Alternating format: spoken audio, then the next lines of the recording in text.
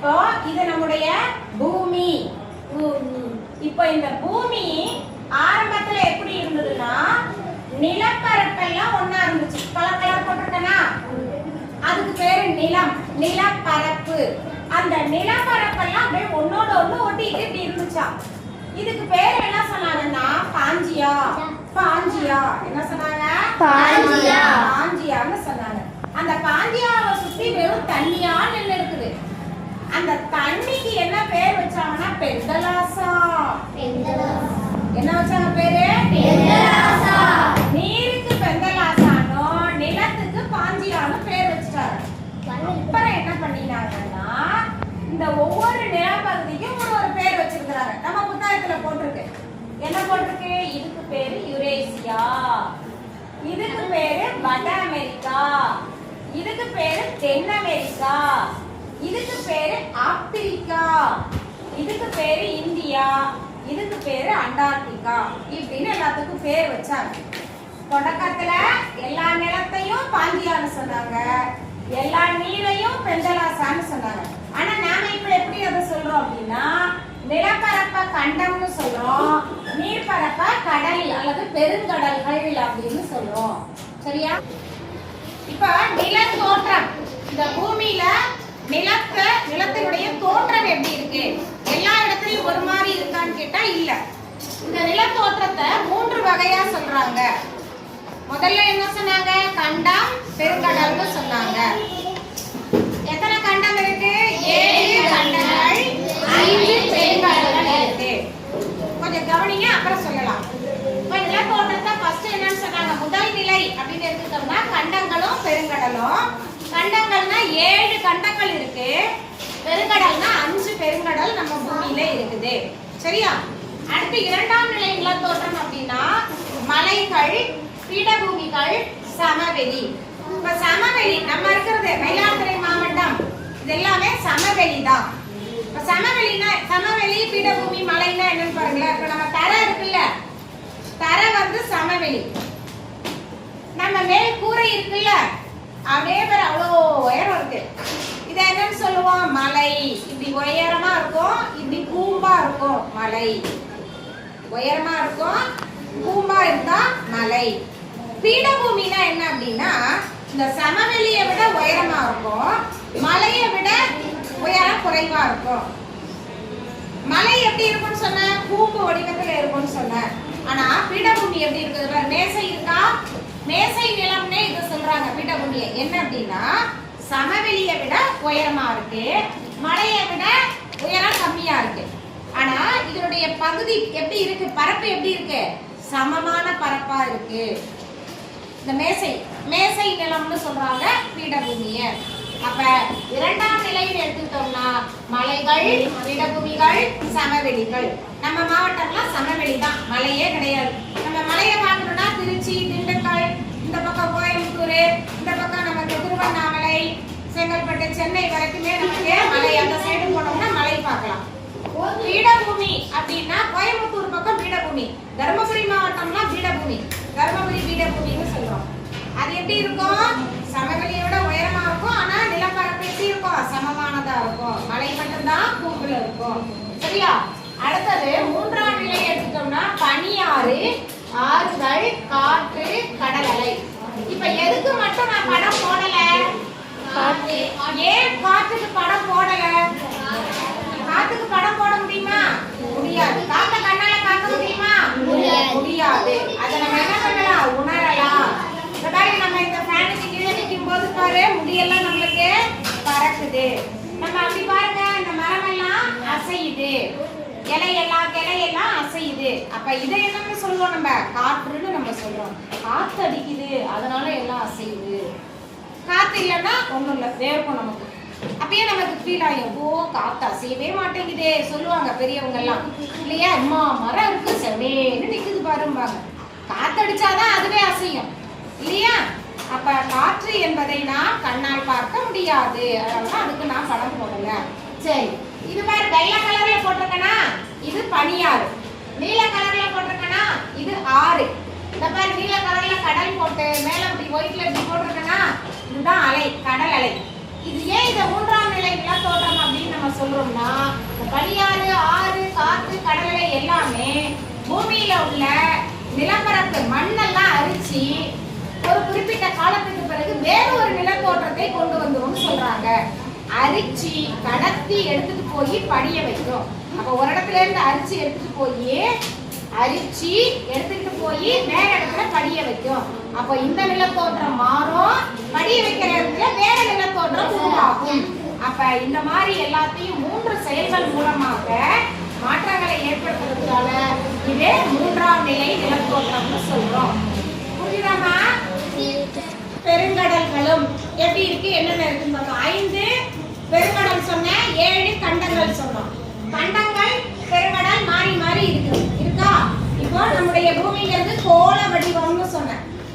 கோள வடிவம்னா ஒரு இடத்துல ஆரம்பிச்சோம்னா அப்படியே சுத்தி மீண்டும் அந்த இடத்துக்கு வந்துட முடியும். ஒரு கடல்ல இருந்து அடுத்து கண்டத்துக்கு போவோம், கண்டத்துல இருந்து அடுத்து கடலுக்கு போவோம், கடல்ல இருந்து அடுத்து கண்டத்துக்கு வருவோம், கண்டத்துல இருந்து கடலுக்கு போவோம், கடல்ல இருந்து மீண்டும் கண்டத்துக்கு வந்துடுவோம். கண்டம் கடல், கண்டம் கடல், கண்டம் கடல் மாறி மாறி வந்துட்டே இருக்கும். இதுதான் கோள வடிவம். இப்ப இந்த கோள வடிவத்துல இருக்கிற பூமியை இப்படி இருக்கு இல்லையா, கோள வடிவத்துல இருக்கு இல்லையா, இப்படி விரிச்சிருக்கிறோம். இதுதான் வரைபடம். இப்படி இருக்கிறத அப்படி கட் பண்ணி விரிச்சிருக்கிறோம். இப்ப இந்த 2 கையும் சேர்ற இடம் தான் பசிபிக் பெருங்கடல்னா, இந்த 2 கையும் சேர்றது பசிபிக் பெருங்கடல்னா, இப்படி விரிச்சோம்னா பசிபிக் பெருங்கடல் இந்த பக்கம் ஒண்ணு இந்த பக்கம் ஒண்ணு இருக்கிற மாதிரி இருக்குதா? அப்ப 2 இருக்குதா? 2ஆ 1ஆ பசிபிக்? முன்னெல்லாம் பசங்க என்ன கேட்பாங்க, என்ன டீச்சர் 2 பசிபிக் பெருங்கடல் இருக்குன்னு? 2 இல்ல, இதுதான் நம்முடைய பசிபிக் பெருங்கடல். இந்த 2 கையும் அப்படி 2ஆ பிரிச்சுட்டோம்னா இங்க ஒண்ணு இங்க ஒண்ணு இருக்கிற மாதிரி இருக்கும். ஆனா உண்மைக்கு என்னதான் இருக்கு? ஒண்ணுதான் இருக்கு. ஒரு பசிபிக் பெருங்கடல் தான் இருக்கு. புரியுதா? இப்ப பாருங்க, என்ன முதல்ல பெருங்கடல் என்ன இருக்கு? மேல பெருங்கடலுக்கெல்லாம் நீல கலர் அடிச்சிருக்கோமா? மேல பாருங்க ஆர்க்டிக் பெருங்கடல். என்ன பெருங்கடல்? ஆர்க்டிக் பெருங்கடல். மேலன்னா வடக்குல, பூமியுடைய வடக்கு. மேல என்ன இருக்கு? திசை வடக்கு. வடக்கு பக்கம் ஆர்க்டிக் பெருங்கடல். அதுக்கு கீழே இரண்டாவதா இருக்கிற பெருங்கடல் அட்லாண்டிக் பெருங்கடல். அதுல இருந்து கீழே இறங்கணும்னா அண்டார்டிக் பெருங்கடல். இது பூமியினுடைய மேற்கு பக்கம். இந்த பூமியை 2ஆ இப்படி நம்ம என்ன செய்யலாம்? பிரிச்சிருக்கிறாங்க. இந்த இடத்துல பிரிச்சிருக்கிறாங்க. இது பூமியினுடைய கிழக்கு பக்கம், இது பூமியினுடைய மேற்கு பக்கம். அப்ப பூமியினுடைய மேற்கு பக்கத்துல தான் வட அமெரிக்காவும் தென் அமெரிக்காவும் இருக்குது. வட அமெரிக்காவும் தென் அமெரிக்காவும் கண்டங்கள்.